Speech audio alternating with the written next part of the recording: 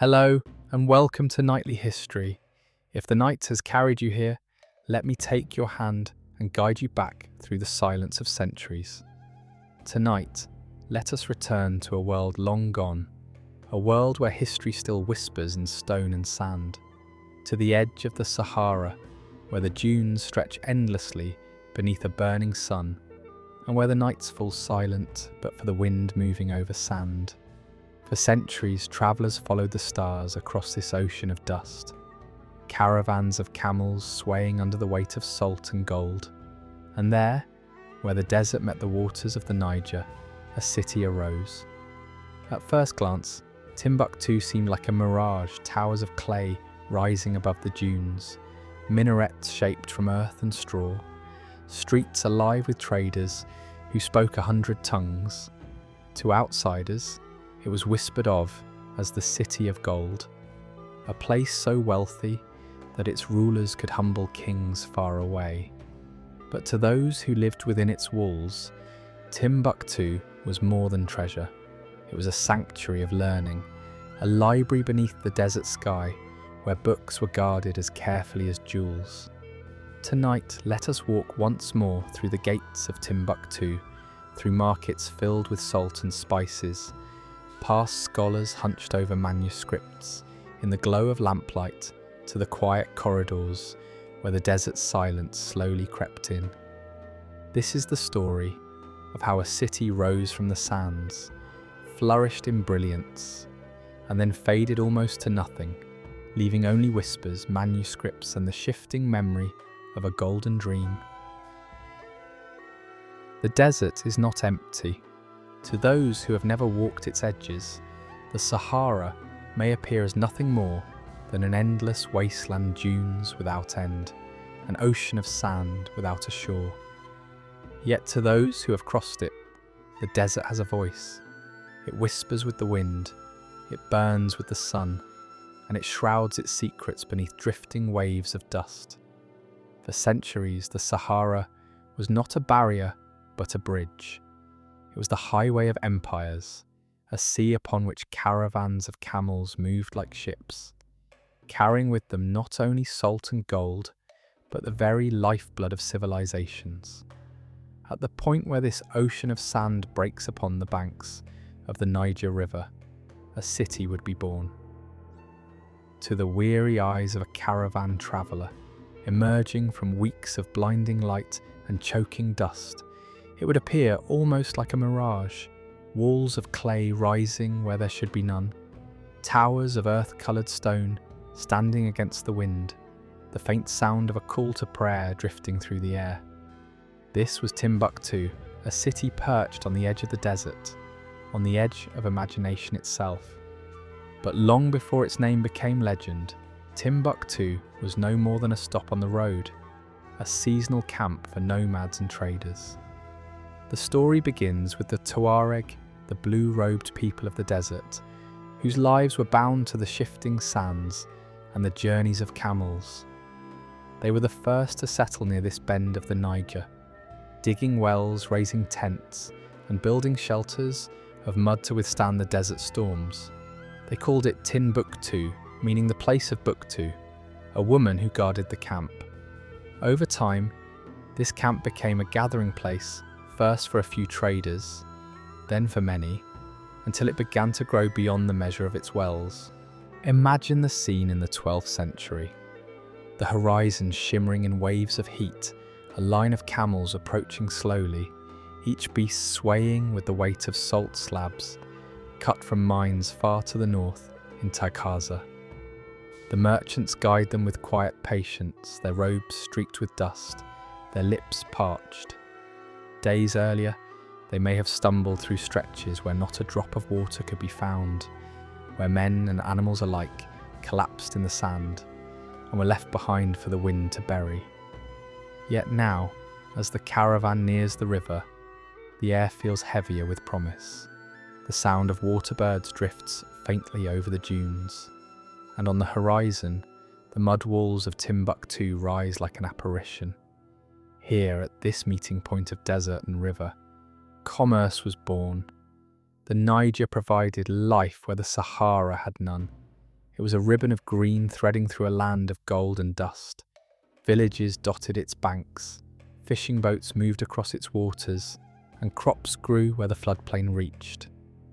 For the Tuareg, and for traders from across North Africa, this meant a market like no other, a place where salt could be exchanged for gold, ivory for copper, and words for ideas. The early city was simple, but even then, it carried a certain magic.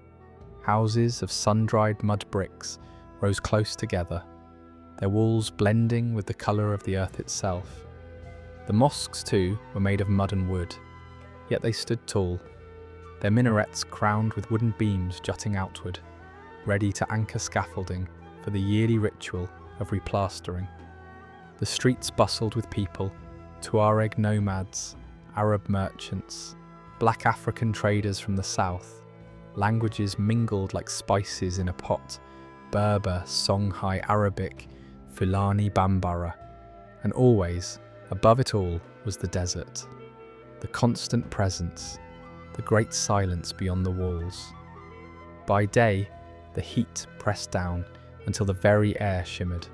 By night, the stars hung low, so bright that travellers could read their way across the sand by starlight alone. In this environment, survival was never guaranteed. Every arrival in Timbuktu was a small miracle, every marketplace a brief triumph over the indifference of the desert. As the 13th century unfolded, the small camp at the edge of the Niger grew into a permanent settlement. Timbuktu was no longer just a rest stop, it was a destination. The wealth of the Mali Empire flowed through its gates. Gold from the south, carried by traders across savannah and forest, met salt from the mines of the north. Ivory, cola nuts, hides and slaves were sold in its markets. In exchange, Timbuktu offered cloth, copper, and the promise of something rarer still, knowledge. For wherever trade flourishes, so too does the exchange of ideas. Travellers from Morocco and Egypt carried not only goods, but books. Scholars came in search of patronage, scribes in search of work, teachers in search of eager students. And so, even in its early years, Timbuktu began to shape a reputation not only for wealth, but for wisdom. To walk its streets was to see merchants haggling over gold, but also to glimpse men bent over manuscripts, copying words line by lamplight. The world beyond Timbuktu began to take notice. To merchants in Marrakesh, Tunis, and Cairo, Timbuktu was spoken of with awe, a city where gold was so abundant that it paved the streets, where the very soil glittered with promise. Myths grew quickly, outpacing reality. To Europeans hearing whispers across the Mediterranean, Timbuktu became not just a city, but an idea, the dream of inexhaustible wealth hidden somewhere beyond the desert. They did not yet know its true face, but in their imagination, Timbuktu was already a legend. Yet for those who lived there, the legend was less important than the rhythm of survival. The desert demanded it. Wells had to be dug, walls repaired, roofs patched after every storm. Food was precious, water more so. Camels needed fodder, and caravans needed guides who knew every dune, every wadi, every faint star to follow across the night. Without such knowledge, a single wrong turn could mean vanishing forever into the sands. Still, the city endured. Each new caravan that arrived brought more wealth, more people, more stories. Children grew up playing in alleys where traders spoke in tongues they did not yet understand. Muezzins called the faithful to prayer from the minarets, their voices carrying over rooftops made of clay. At night, when the heat relented, the city seemed to breathe again. The scent of cooking fires drifting through the air, the quiet hum of conversation, the distant cry of a camel settling down for rest. Standing on the walls of Timbuktu in those years, one might look north and see nothing but the desert, endless, indifferent, swallowing the horizon. Yet behind, to the south and east, lay the fertile lands of the Niger, green and alive. Timbuktu was balanced between the two, half of the desert, half of the river, a city poised at the edge of survival and imagination. This delicate balance is what gave Timbuktu its soul. To arrive there was to step into a place both improbable and inevitable. Improbable because no city should thrive in such a hostile place. Inevitable because wherever great trade routes converge, cities will rise. It was this balance that made Timbuktu more than a name on a map. It became a threshold between sand and water, between wealth and knowledge, between legend and reality. And so, the city began its slow ascent. What started as a nomadic camp grew into a hub of commerce. What began as whispered stories of a woman named Buktu grew into tales of gold and glory. And soon, Timbuktu would step fully into the stage of history.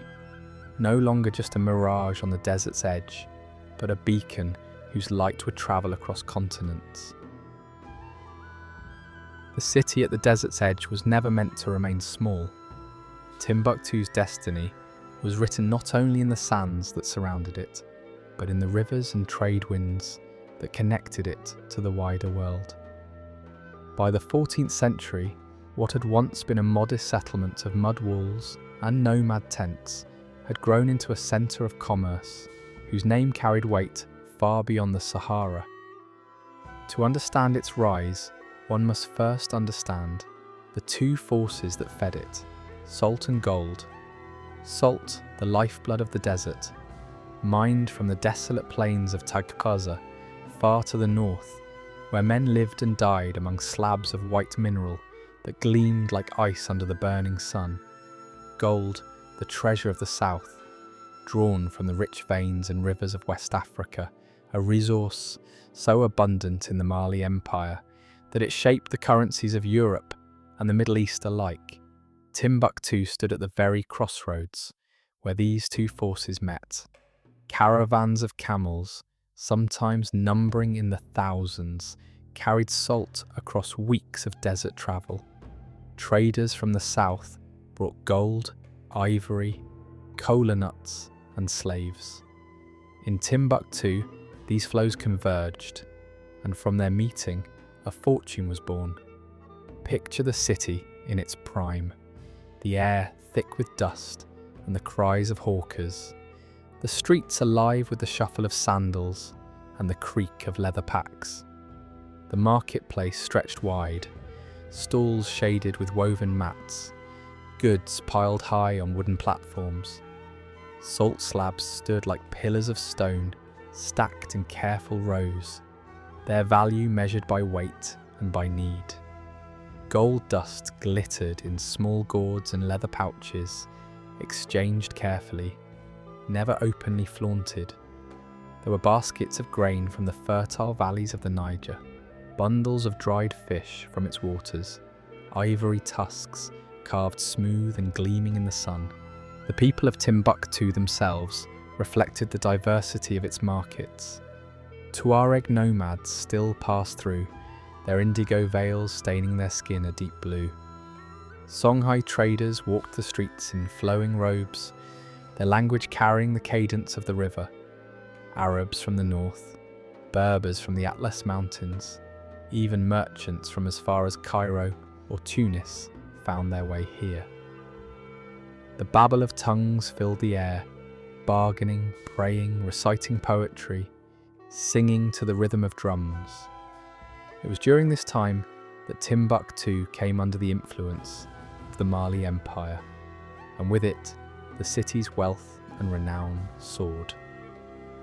The empire's mightiest ruler, Mansa Musa, would secure Timbuktu's place not only on maps but in legends that circled the known world.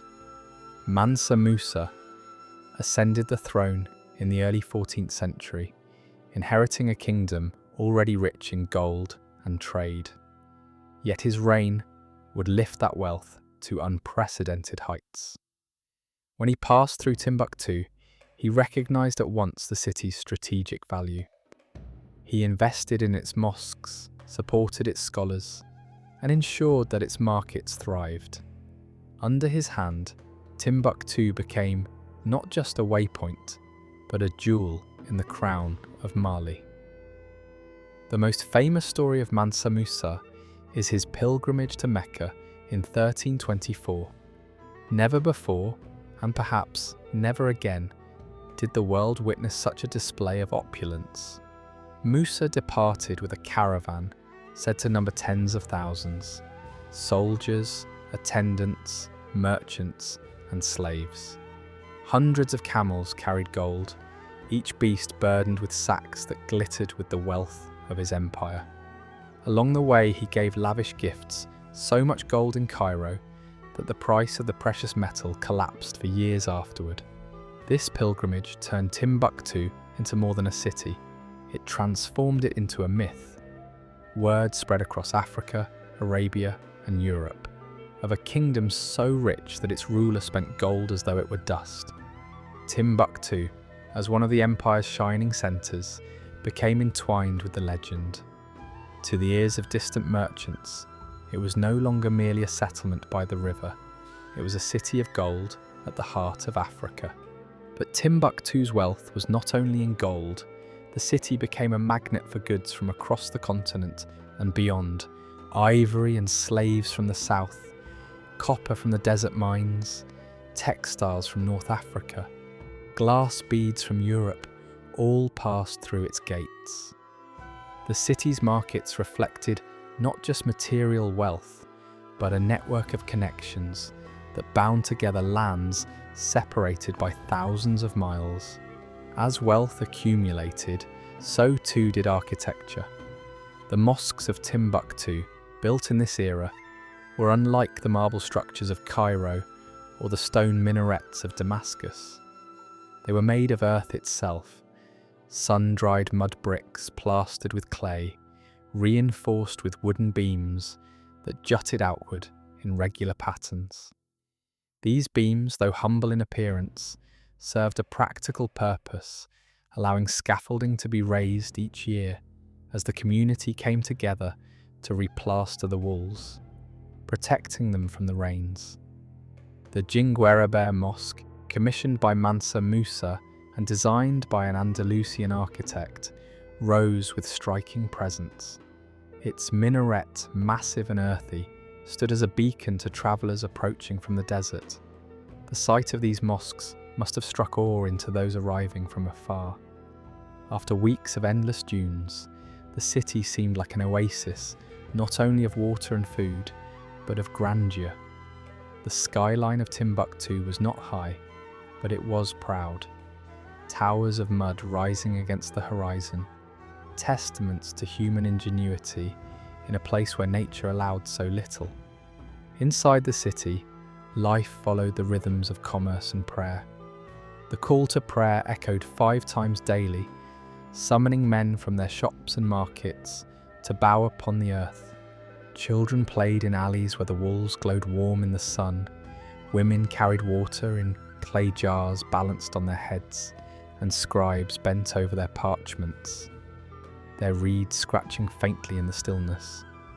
At night, the stars shone with a brilliance unknown to crowded cities of Europe or Arabia. Travellers recorded how the Milky Way arched like a river of silver over Timbuktu's roofs, a reflection of the Niger below. What set Timbuktu apart was not just its abundance of goods, but the way it balanced extremes. Gold and salt, desert and river, nomads and scholars, wealth and faith all converged here.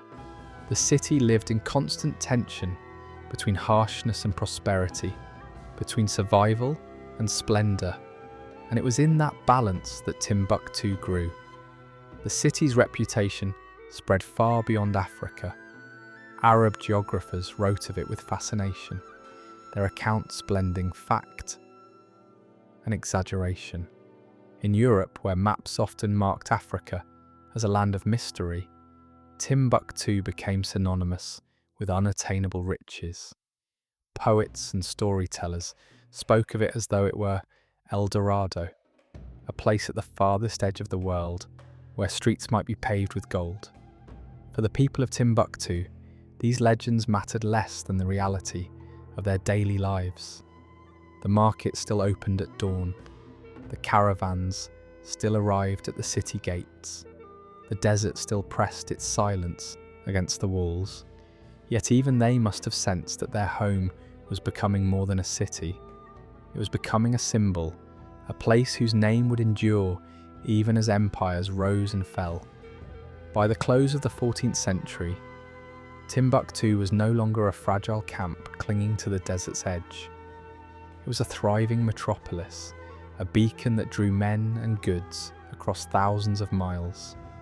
Its mosques stood firm, its markets overflowed, and its scholars began to turn the city into something greater still. For Timbuktu's true legacy would not rest in gold alone. Beyond the glittering myth, another treasure awaited one that would outlast the caravans, the empires, and even the silence of the sands. And so, as the 15th century dawned, Timbuktu stood at the height of its power. The city of gold had risen, but soon it would also become the city of books. If wealth drew caravans to Timbuktu, it was knowledge that gave the city its soul.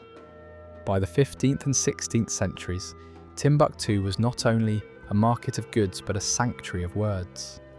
Its true treasures were not measured in slabs of salt or dusts of gold, but in the fragile pages of books, manuscripts copied by hand, bound in leather, and passed reverently from scholar to student. To enter Timbuktu at its height was to step into a city where learning lived in the very air. Amid the bustle of markets and the calls of merchants, one might glimpse groups of students seated in courtyards, listening intently as a teacher read aloud from a text. By the light of clay lamps, scribes bent low over parchment, ink staining their fingers as they traced words that carried centuries of wisdom. In a land where survival was always uncertain, knowledge became a fortress, more enduring than walls of mud or towers of stone. 3 mosques defined this intellectual flowering: Jinguereba, Sankore, and Sidi Yahya. They were not merely places of prayer, but universities in the truest sense of the word. Jinguereba Mosque, the oldest, stood vast and earthy, its great minaret rising like a beacon over the desert plain. Sankore, founded with the wealth of a woman patron, became the heart of Timbuktu's scholarship, a place where thousands of students might gather. And Sidi Yahya, smaller but no less revered, carried with it the weight of prophecy. It was said its doors would remain closed until the end of time. Within these institutions, teachers lectured on a breadth of subjects that might astonish those who saw Timbuktu as a city of nothing but sand and wealth. Theology was, of course, central. The Quran recited, memorized, and debated with rigor. But alongside it, astronomy was charted in careful diagrams, mathematics taught with precision, medicine practiced with herbs and written treatises, law discussed in detail, history preserved in flowing Arabic script. Timbuktu's scholars were not isolated dreamers. They were doctors, judges, poets, philosophers, men whose words carried authority across the Sahel. At Sankore, one could find a student learning how to measure the stars, another debating the finer points of Islamic jurisprudence, another copying down poetry in elegant calligraphy. Classes were often informal, held beneath the open sky or within shaded courtyards. Students gathered in circles, their voices murmuring as they recited lessons aloud, committing words to memory in the rhythm of speech. The sound of recitation filled the city like the hum of bees, a quiet, constant reminder that knowledge was alive and growing. The manuscripts themselves were the lifeblood of this culture, written on parchment or imported paper, bound in leather or cloth. They contained the accumulated wisdom of centuries. Some were religious texts, commentaries on the Quran, or collections of hadith. Others were treatises on medicine, astronomy, mathematics, music, and philosophy. Many were local works, written by Timbuktu's own scholars, recording histories of kings, empires, and wars, or offering guidance on the governance of society. Still others were copies of works from across the Islamic world, Aristotle's philosophy translated into Arabic, the medical knowledge of Ibn Sina, the astronomical charts of Al-Farghani. Timbuktu was not only consuming knowledge, it was preserving and expanding it. Imagine for a moment the scene inside a scholar's home. The walls are plain mud brick, the floor cool beneath woven mats. Shelves line the walls, not of polished wood but simple boards, upon which sit stacks of manuscripts, bound in leather, their pages yellowed with age. A low lamp burns, its flame flickering against the walls. The scholar sits cross-legged, a reed pen in hand, carefully copying a passage onto fresh parchment. Around him, students sit silently, waiting for their turn to copy or to listen. Outside, the desert wind sighs, but inside, there is only the scratching of pen on paper and the soft murmur of words being repeated aloud. To own books in Timbuktu was to hold wealth of a different kind.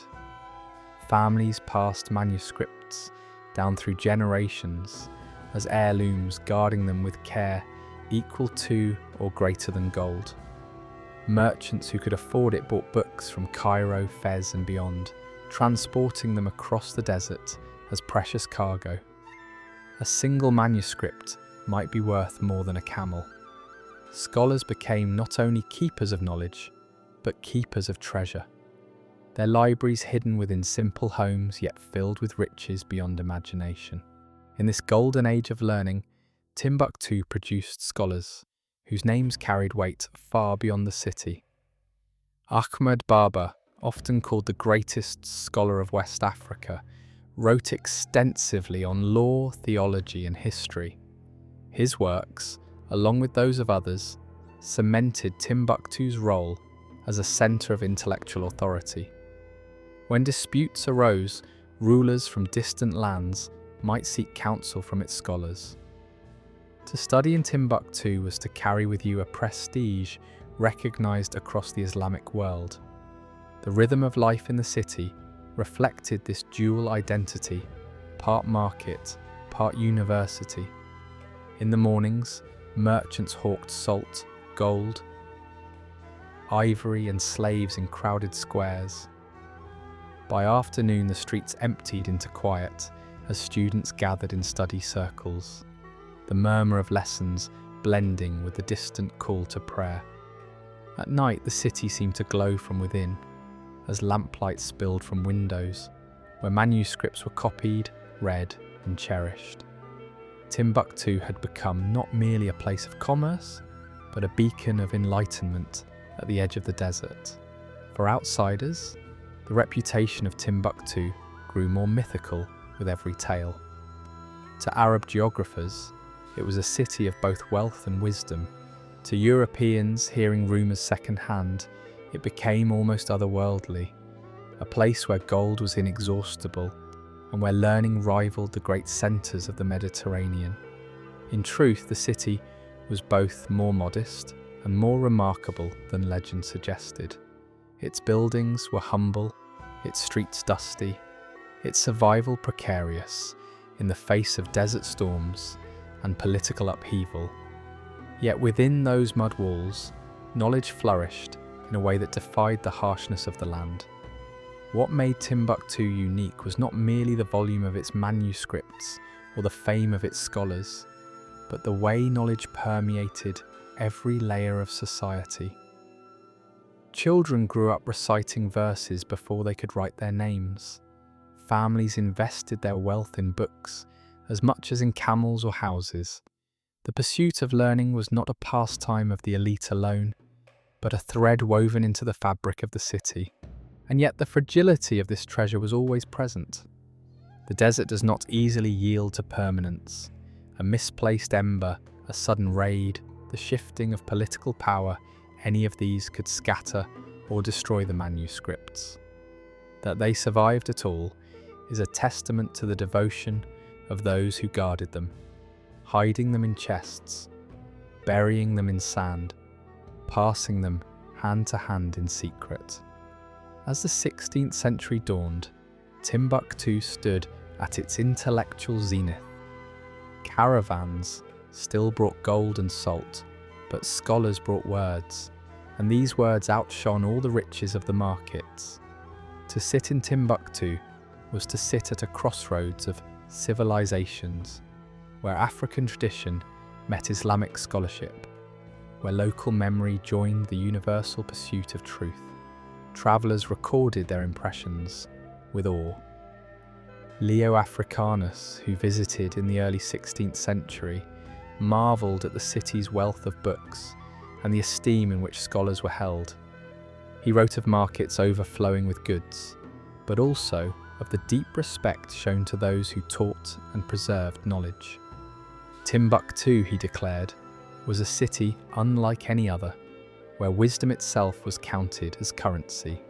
This was the age of knowledge, the era when Timbuktu's name became synonymous not only with gold, but with learning. Its mosques stood tall, its libraries swelled, its scholars taught generations of students who would carry their wisdom across continents. In the stillness of the desert night, beneath stars that guided caravans and scholars alike, the city glowed not with the glitter of gold, but with the quiet fire of thought. Yet even as Timbuktu basked in its golden age of learning, shadows gathered at the horizon. Empires rise and empires fall, and the desert remembers both. Soon the sands that once carried caravans would shift, and the silence that had always pressed against the city's walls would creep inward. But for this moment in history, Timbuktu stood unmatched, a city of books in the heart of the desert, a testament to the power of knowledge to flourish even where life itself was precarious. To understand why the name of Timbuktu spread so far beyond the desert, one must follow the footsteps of a single man, Mansa Musa, the Emperor of Mali. His reign in the early 14th century transformed not only his empire, but the imagination of the world. And it was his pilgrimage, his Hajj to Mecca in 1324, that turned Timbuktu into more than a city. It turned it into a legend.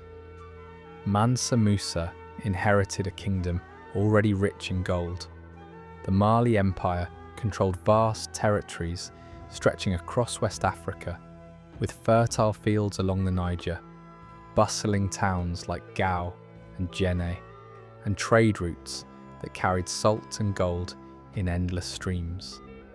But Musa was not content with wealth alone. A devout Muslim, he saw himself as both king and servant, ruler of men and worshipper of God. When he decided to make the sacred pilgrimage to Mecca, he did so not quietly, not modestly, but with a grandeur that would be remembered for centuries. Imagine the desert awakening to the sound of such a caravan, tens of thousands of people prepared to march, soldiers armed with spears and bows, attendants carrying provisions, merchants leading their animals. At the centre of it all were the camels, hundreds of them, each laden with sacks of gold dust, bars of gold, and ornaments crafted by Mali's finest artisans. The sun rose upon this procession like it rose upon no other, a river of people stretching across the sand, shimmering in the heat, its wealth so vast that it seemed the desert itself might be gilded by their passage.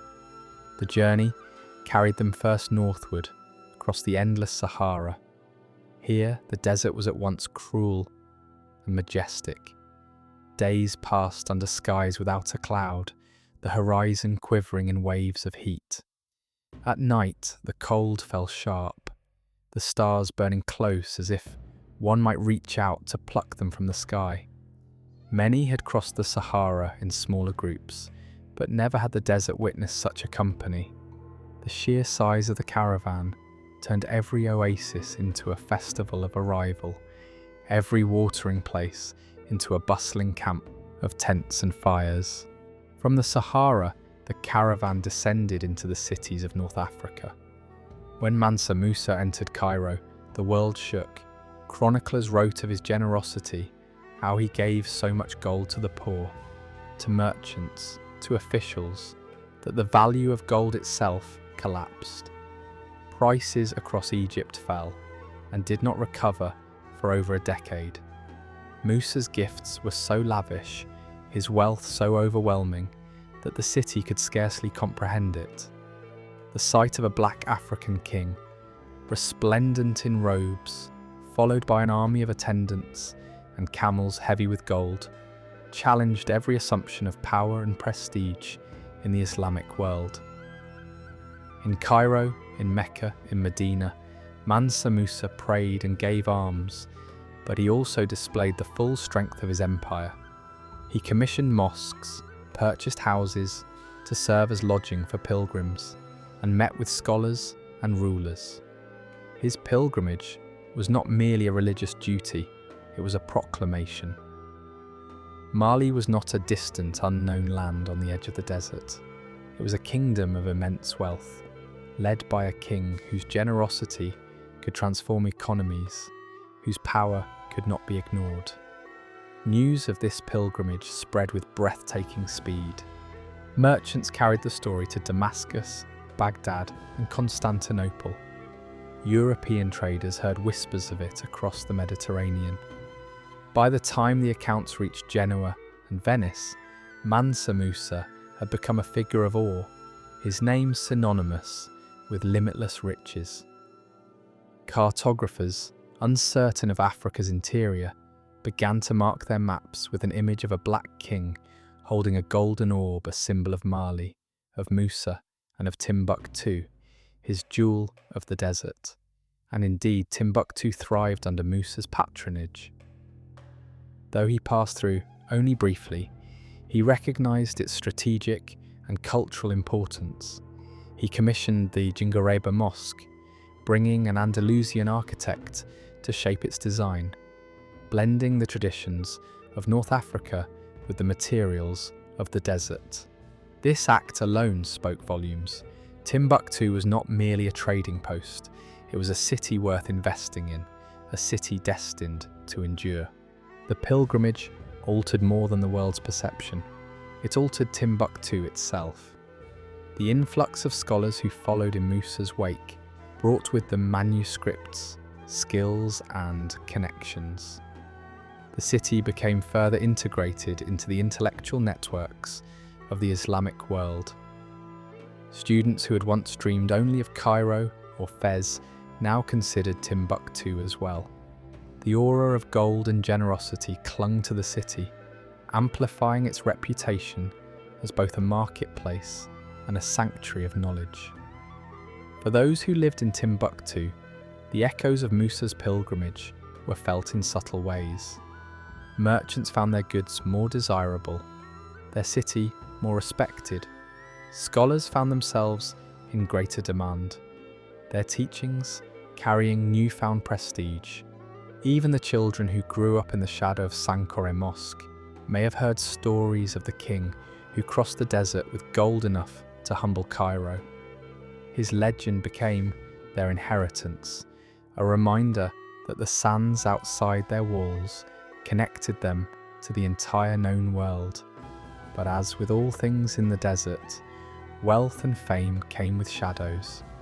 The pilgrimage that elevated Mali and Timbuktu also drew the gaze of others' rivals, conquerors, dreamers of plunder. To display such abundance was to invite envy, to paint a target on lands that had once been considered too distant, too harsh to covet. The Golden Caravan was both a triumph and a warning. Yet for a time it seemed nothing could dim the brilliance of Mali or its jewel, Timbuktu. The empire remained strong, the city flourished, and Musa's name lived on in every corner of the Islamic world. His pilgrimage was remembered not just as an act of devotion, but as a spectacle unmatched in history. No king before him, and few after, would ever stride across the desert with such grandeur.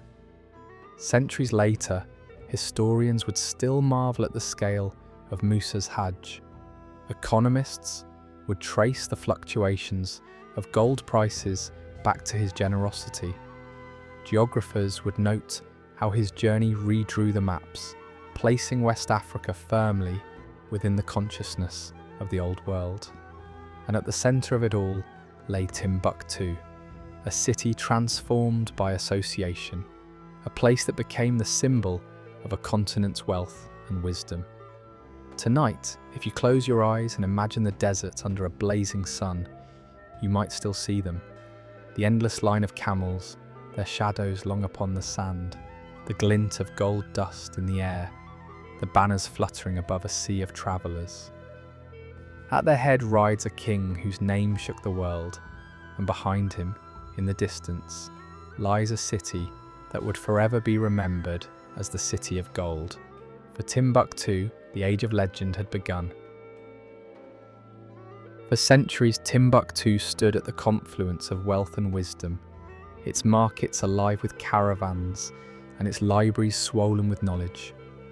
But no city in the desert can resist the shifting of empires forever. Just as the dunes reshape themselves with every wind, so too do the fortunes of men and kingdoms. The very forces that had elevated Timbuktu, trade, empire, and the promise of wealth, would in time draw it into storms of conquest and decline. The first great shadow fell after the golden reign of Mali began to wane. The Mali Empire, once unassailable under Mansa Musa, could not remain invincible against the passage of generations. After his death, succession disputes fractured the empire's unity. Provinces far from the capital grew restless. Rulers of outlying cities declared independence, and ambitious neighbours circled like hawks. By the late 14th century, Mali's grip on Timbuktu was loosening. Into this vacuum rose a new power, the Songhai Empire. Centred further east along the Niger at Gao, the Songhai were river people, warriors and merchants whose ambitions matched the vastness of the land they inhabited. Under the leadership of Sunni Ali, who reigned in the mid-15th century, the Songhai expanded relentlessly, seizing city after city along the Niger. In 1468, Sunni Ali's forces swept into Timbuktu. The invasion was swift and violent. Chronicles speak of blood in the streets, of scholars fleeing for their lives, of libraries threatened by fire. The people of Timbuktu, who had grown accustomed to patronage under Mali's golden rulers, now faced a conqueror who valued power above learning. Sunni Ali was a pragmatic warrior. He understood the importance of holding Timbuktu for its strategic and economic position, but he distrusted its scholarly class, suspecting them of loyalty to Mali and to Islam's stricter interpretations. Many scholars were imprisoned or exiled. The quiet hum of learning that had filled the city for generations was dimmed, if not silenced outright. Yet the desert endures, and so did Timbuktu. Even under the iron grip of Sunni Ali, trade continued. Caravans still arrived at its gates, salt and gold still exchanged hands, and merchants adapted to new masters as they always had. After Sunni Ali's death, his successor, Askia Muhammad, restored some of the city's intellectual glory. Askia was a devout Muslim and a patron of scholarship. Under his reign, scholars who had fled returned, and the mosques of Timbuktu once again filled with students. The city became, for a time, the shining capital of the Songhai's cultural life. Askia Muhammad's empire stretched vast, larger even than Mali had been at its peak. Timbuktu flourished once more as a centre of both trade and learning. But the fate of empires like the Sands is to shift. By the late 16th century, the Songhai Empire faced threats on multiple fronts. Internal divisions weakened its strength, while new forces beyond the desert eyed its riches with hunger. The most formidable of these forces came not from within West Africa, but from across the Sahara itself, Morocco. By the late 1500s, the Moroccan Sultan, Ahmad al-Mansur, coveted control of the trans-Saharan trade routes. The wealth of gold and salt that flowed through Timbuktu tempted him greatly, and he saw in the declining strength of Songhai an opportunity. In 1591, he sent an army northward, a force unlike any Timbuktu had ever seen. They were not numerous by African standards, perhaps only a few thousand soldiers, but they carried with them a weapon that would change the balance of power, the arquebus, the early firearm. While the warriors of Songhai were skilled and many, armed with spears, swords and bows, they had no answer to the thunderous blasts of gunpowder. The two forces clashed at the Battle of Tondibi near Gao. The Songhai warriors charged bravely, even driving cattle ahead of them in a desperate attempt to break the Moroccan lines. But the sound and fire of the guns shattered their resolve. Songhai's great army was broken, and with it the empire fell. In the aftermath, Moroccan forces marched on Timbuktu. For the city, it was the beginning of a long decline. The conquerors, far from their homeland and unable to control the vast lands they had seized, ruled with cruelty and suspicion. The Moroccan pashas established garrisons, taxing heavily and exploiting the city's wealth. The scholars of Timbuktu, once revered, were seen as potential rebels.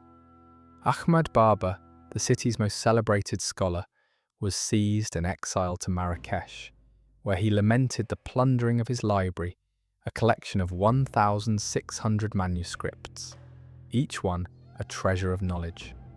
The exile of Ahmad Baba was more than the loss of a single man. It symbolized the vulnerability of Timbuktu's intellectual heritage.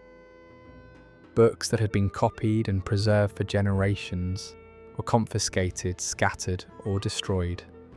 The silence of fear crept into classrooms that had once echoed with debate and recitation. A city that had stood as a beacon of wisdom found itself dimmed, its scholars silenced, its treasures dispersed. And yet even in this time of oppression, Timbuktu's spirit endured. Families hid manuscripts in chests, buried them in sand, or concealed them within walls. Knowledge, though threatened, was not erased.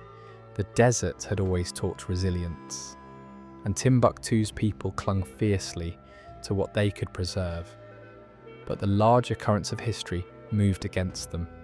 The Moroccan occupation, though brutal, was also unstable. The soldiers who garrisoned Timbuktu were far from home, cut off from reinforcements, and reliant on the very city they oppressed for survival. Over time, their power waned, but the damage had been done. The Songhai Empire was broken, and with it the golden age of Timbuktu had ended. Even more destructive than conquest was the shifting tide of global trade. For centuries, Timbuktu had thrived on its position between the desert and the river, a crossroads of caravans. But in the 16th century, Portuguese ships began to sail around Africa's coast. Ocean trade routes, faster and more efficient, diverted the flow of goods away from the Sahara. Gold and ivory that once passed through Timbuktu now went directly to European ports. The caravans grew fewer, the markets quieter. The wealth that had sustained the city slipped away like water through sand. The desert pressed closer. Streets that had once echoed with the cries of merchants grew still. Houses fell into disrepair. Scholars struggled to maintain their libraries without patrons to support them.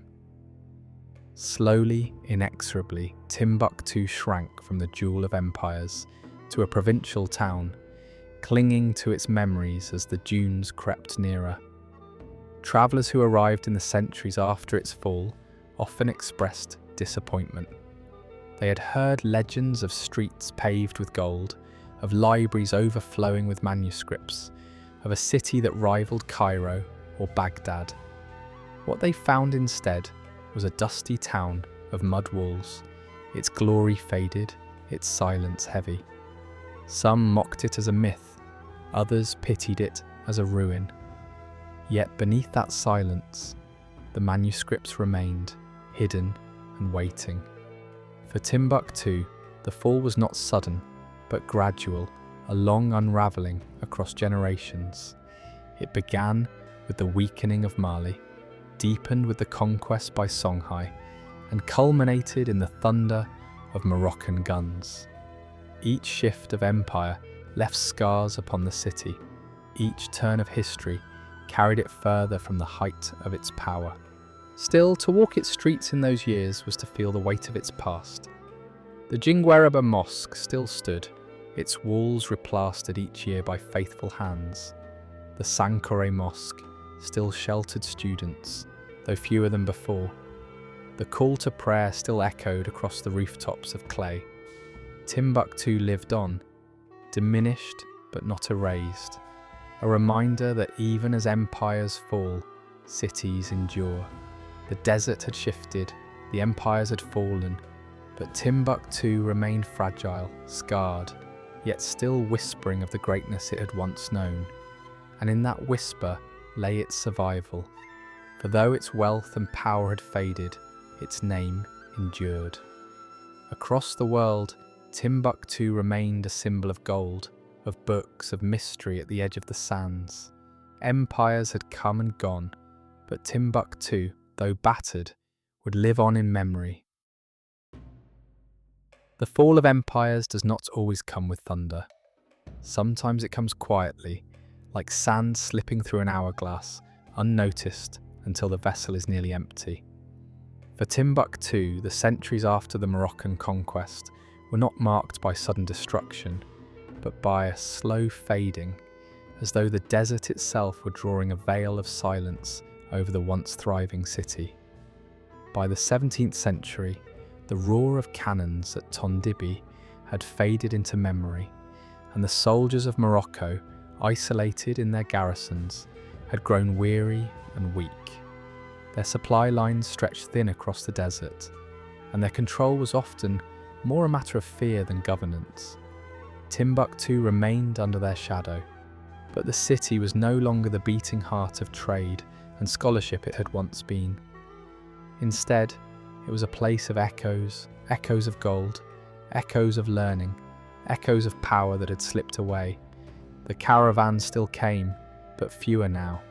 Where once thousands of camels might have crossed the dunes in great processions, now only smaller groups ventured, their loads diminished, their numbers fragile against the vastness of the Sahara. The great salt slabs of Taghaza still arrived, but the markets no longer teemed with the wealth of distant lands. Gold, once the city's lifeblood, flowed increasingly along coastal routes, carried by European ships, whose sails cut across the Atlantic winds. The river Niger, faithful and constant, still lapped against its banks, but even its bounty could not restore the city's former glory. For the people of Timbuktu, life continued, as it always does. The call to prayer still rose from the minarets, the mosques still gathered the faithful, and families still baked bread in clay ovens. Children played in dusty courtyards, their laughter carrying faintly through the alleys. But there was an unmistakable emptiness. The markets were quieter, the schools less crowded, the libraries less supported. The city that had once pulsed with the rhythm of caravans and debate now moved more slowly, as though time itself had grown heavy. Travellers who arrived during this age often remarked on the stillness. They had heard the legends, tales of gold so abundant it paved the streets, of scholars whose knowledge rivaled Cairo or Baghdad. But what they found was a modest town of mud walls, its grandeur faded, its silence palpable. Some were disappointed, dismissing Timbuktu as a myth exaggerated beyond recognition. Others, more sensitive to history's whispers, felt the weight of what had been the melancholy of a city living in the shadow of its own memory. The silence was not only physical, it was intellectual.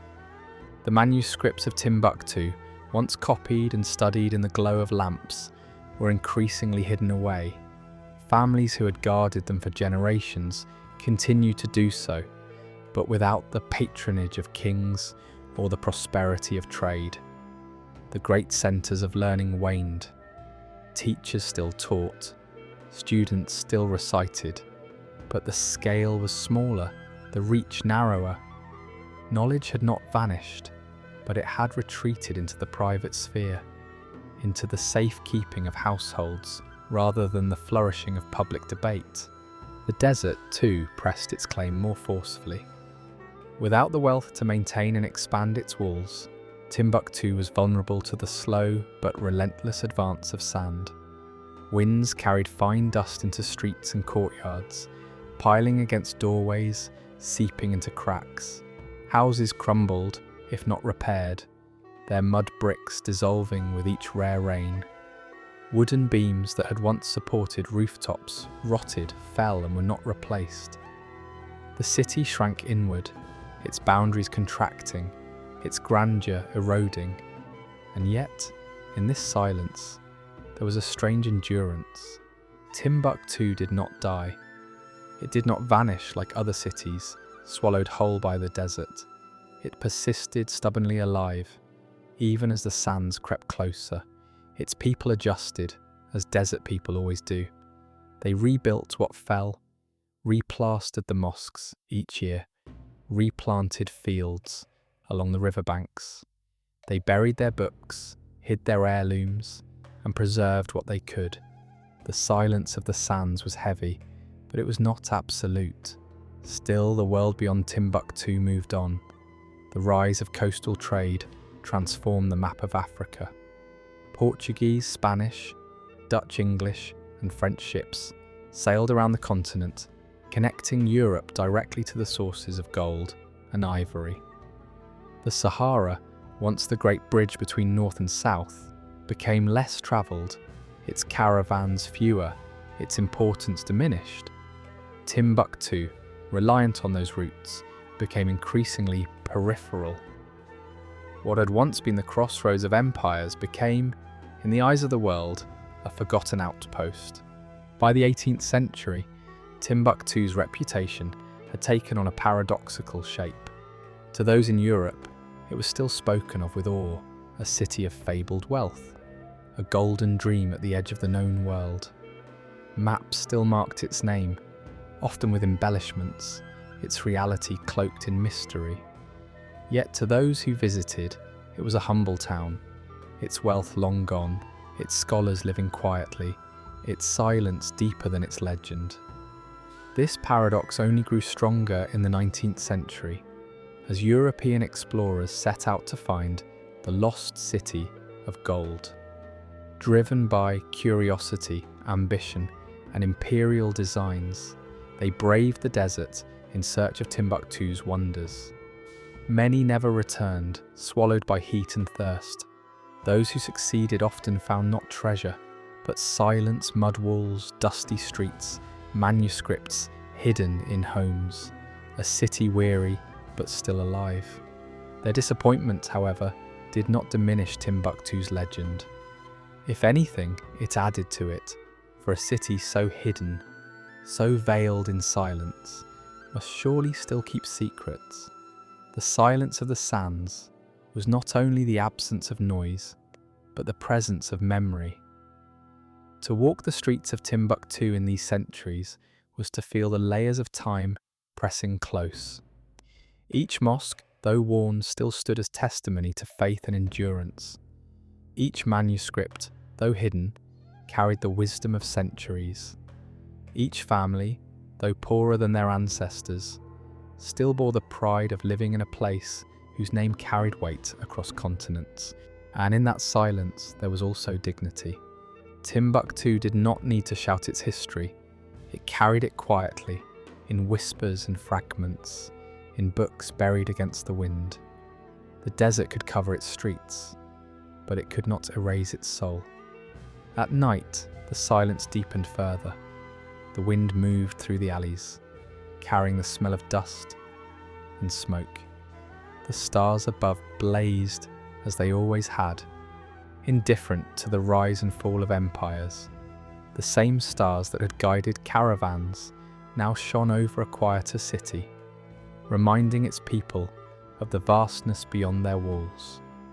And in that vastness, Timbuktu's silence became almost holy, a reminder that even the greatest centres of wealth and knowledge are but brief moments in the endless flow of time. Thus, by the dawn of the modern era, Timbuktu was no longer the city of gold or the Athens of Africa. It was something quieter, more fragile, a survivor, a city whose silence told the story of its fall, but also of its endurance. A city that, even stripped of its riches, still guarded a treasure greater than gold, the manuscripts hidden in the dust, waiting for the day when they would once again be brought to light. The silence of the sands was heavy, yes, but within that silence lay the heartbeat of a city that refused to vanish. Legends rarely die, even when cities fade into silence, even when their markets empty and their libraries grow dusty. Their names live on in whispers, in stories, in maps scrawled at the edges of knowledge. Timbuktu was such a name. By the 17th and 18th centuries, the city had long since slipped from its golden age.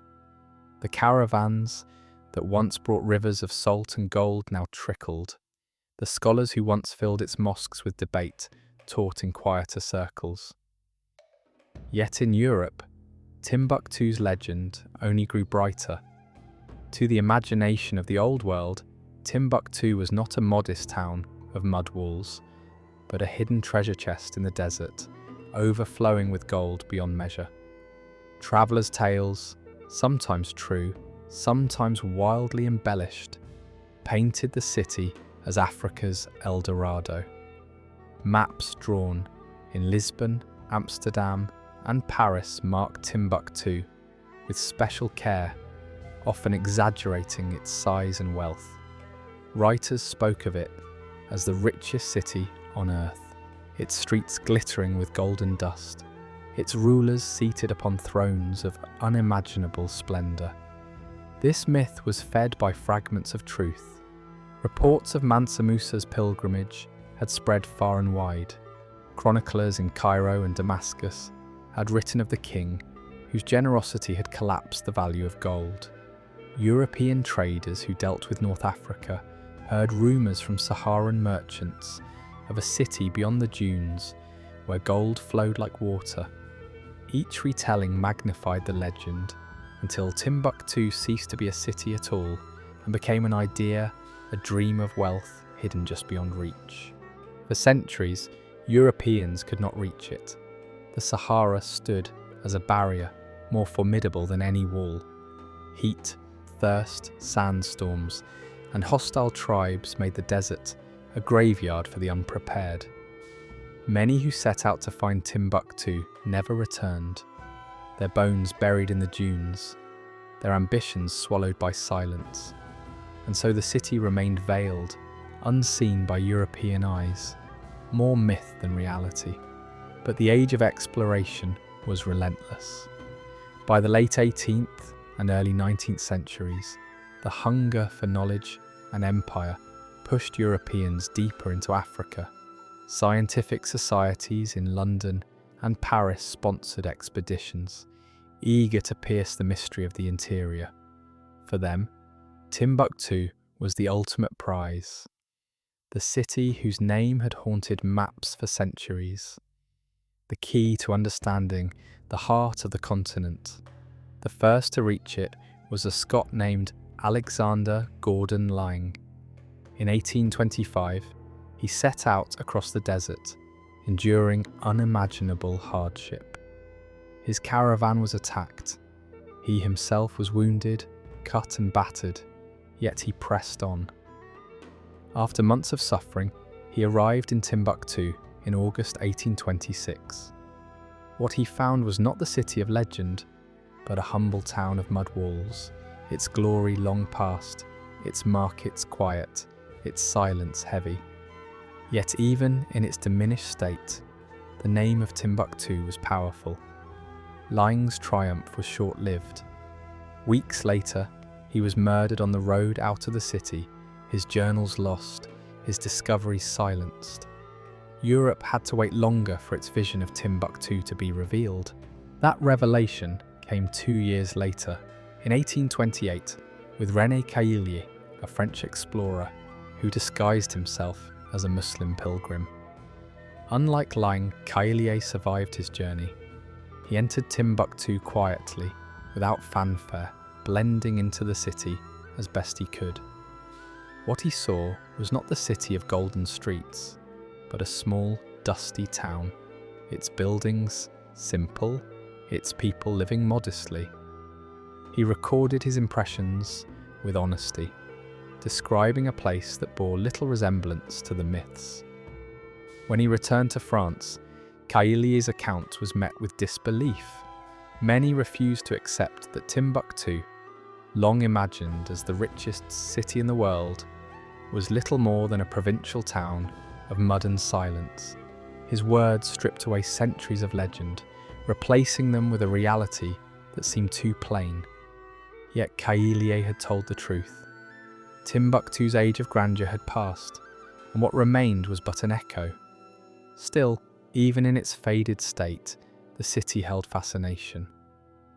For Caillié, the most striking discovery was not gold but manuscripts. He noted the presence of learning, of books copied and treasured, of scholars who, though fewer in number, still carried on the tradition of knowledge. Timbuktu's true wealth, he realized, had never been its gold, but its words. As more explorers followed, the myth of Timbuktu continued to transform. It was no longer the city of gold, but the city of mystery, a place where legends had grown beyond reality, where history and imagination intertwined. For the European empires carving up Africa in the 19th century, Timbuktu became a symbol of the unknown, of the exotic, of the riches, whether material or intellectual, that might yet be claimed. Yet for the people of Timbuktu, life went on much as it had. They farmed, traded, prayed, taught, and endured. They watched strangers arrive with wide eyes and strange accents, measuring their city against myths they had never claimed. They lived within mud walls that crumbled with each rain, replastering them year after year. They guarded their manuscripts in chests and cupboards, handing them down as family treasures. To them, Timbuktu was not myth or disappointment, but home. The rediscovery of Timbuktu, then, was not a single moment, but a long process of revelation and reimagining. Each traveller who reached it stripped away a layer of legend, yet never quite erased the aura. For even in its faded state, the city retained a peculiar power. Its very survival, perched at the edge of the desert, was remarkable. Its silence seemed not empty, but full of memory, and its manuscripts whispered of a time when Timbuktu had indeed been a light in the sands. The 19th century closed with Timbuktu, no longer a mystery to geographers, but still a mystery to the imagination. The myths of golden streets had been disproved, yet the city's name still carried a weight that reality could not diminish. To say Timbuktu was to conjure distance, remoteness, the farthest edge of the known world. Its rediscovery did not end the legend, it merely reshaped it. Tonight, if you listen closely to the silence of the desert, you may still hear it, the echo of explorers' footsteps, the murmur of disbelief as golden dreams dissolved into dust, the rustle of manuscripts hidden away in clay houses. Timbuktu had been found, but it had never truly been lost, and though its rediscovery revealed a reality humbler than legend, the myth of the Golden City endured, shimmering like a mirage just beyond reach. Gold can vanish, markets fall silent, empires dissolve into sand, but words, fragile though they are, can endure in ways that wealth cannot. This is the last great story of Timbuktu, not the caravans of salt and gold, not the splendour of kings or the thunder of conquest, but the quiet resilience of books, manuscripts, hidden, preserved and carried through centuries of silence until the modern world discovered them anew. For much of its history, Timbuktu's wealth was measured in two currencies, gold and knowledge. When the gold was gone, when the empires that had sustained its markets collapsed, what remained were the manuscripts. Families who had once grown rich on trade turned instead to safeguarding their libraries. For them, these were not simply books. They were heirlooms, treasures more enduring than coin.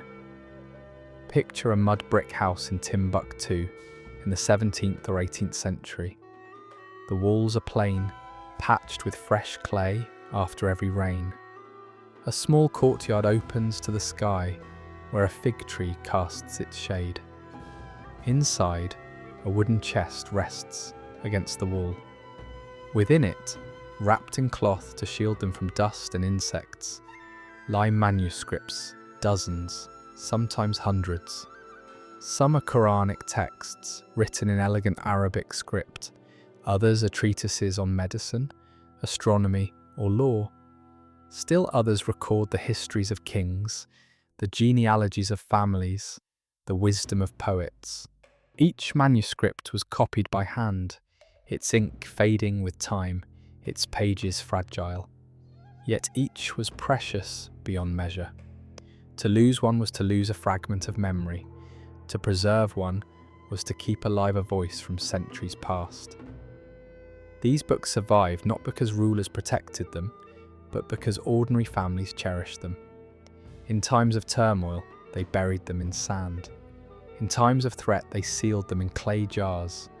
When conquerors plundered libraries, manuscripts were smuggled out under robes, hidden in bundles of grain, carried in secret across dunes. Through the long centuries of decline, this devotion never ceased. The city might fade, its markets grow quiet, its scholars fewer, but in courtyards and cupboards, in boxes and basements, the manuscripts waited. They survived fire, war, neglect, and the desert itself. By the 20th century, it was estimated that Timbuktu still held hundreds of thousands of these works, a library, not of stone and marble, but of memory and faith. The subjects they covered were astonishing in breadth: medicine, remedies drawn from local herbs, theories influenced by Greek and Arab traditions, astronomy, charts of the stars, guides for navigation, calculations for the lunar calendar, mathematics, geometric problems, arithmetical solutions, methods for commerce, law, detailed discussions of justice, contracts and rights, history, chronicles of kings, empires and wars, recorded with a local voice often absent from outside accounts, literature, poetry, proverbs, reflections on love, morality, and the human soul. What these manuscripts revealed was that Timbuktu, far from being an isolated outpost, was deeply connected to the intellectual life of the wider Islamic world. The works of Aristotle and Plato, translated into Arabic centuries earlier, sat alongside local histories written by African scholars. The medical writings of Ibn Sina, shared shelf space with treatises on the healing power of desert plants.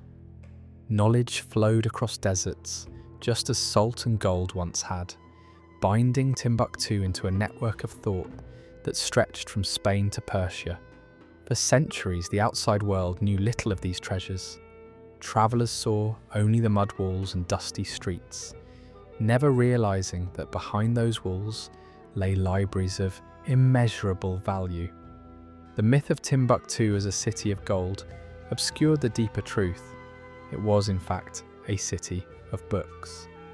In the 20th century, as scholars and archivists began to catalogue these manuscripts, the scale of Timbuktu's intellectual legacy became clear. Tens of thousands were uncovered, sometimes in formal collections, sometimes in private homes where families had hidden them for generations. Many were fragile, their ink fading, their pages crumbling at the touch. Yet even in their fragility, they spoke with power. They testified to a world where knowledge was cherished as deeply as wealth, where the pursuit of learning was itself an act of faith. To imagine these manuscripts is to imagine resilience. A city that had been plundered, exiled, abandoned by empire, and bypassed by trade, still held within it the quiet heartbeat of thought. The manuscripts were not only words on paper, they were evidence that Timbuktu had once stood at the forefront of human knowledge. They were a defiance of silence, proof that the desert could not erase memory. And in modern times, they became a symbol once again. Projects to preserve, digitize, and protect the manuscripts gained global attention. Scholars marveled at their depth and variety, seeing in them a window into Africa's intellectual past, too often overlooked. When war once more threatened Timbuktu in the 21st century, with militant groups seeking to destroy its heritage, local families rose again to protect their manuscripts. Thousands were smuggled out of the city in metal chests, carried at great personal risk. Once more, as in centuries past, Timbuktu's people proved that they would not let their books be lost to fire or fanaticism. There is something profoundly moving in this story. Gold can be spent, lost, or stolen. Empires can fall, leaving only ruins. But words endure when carried by memory, when guarded by those who refuse to let them vanish. Timbuktu's manuscripts are not just relics of the past, they are reminders of what truly lasts. Tonight, as we close this journey, imagine the desert again. The sand stretches endless beneath a sky blazing with stars. The wind carries silence, heavy and eternal. And there, within humble mud walls, a lamp burns. A scholar bends over a page, his reed pen scratching softly. Around him, students listen, repeating the words aloud. Outside, the desert presses in, but inside, knowledge glows. That glow has never gone out. Timbuktu is no longer the city of gold. It is something greater, the city of memory. Its true wealth lies not in what was lost, but in what was preserved. The books that survived the desert, the voices that still whisper from their pages, the fragile yet enduring testimony of a city that refused to be forgotten. And so, even as the sands shift and the centuries pass, Timbuktu remains. Not in myth alone, not in gold, but in words. Words that, like stars above the desert night, shine quietly, guiding us still. And so, our journey through Timbuktu drifts to its end. We have followed the caravans across the Sahara, watched the salt and the gold change hands beneath the desert sun. We have stepped into the courtyards of Sankore, where manuscripts glowed in lamplight and voices carried knowledge through the night.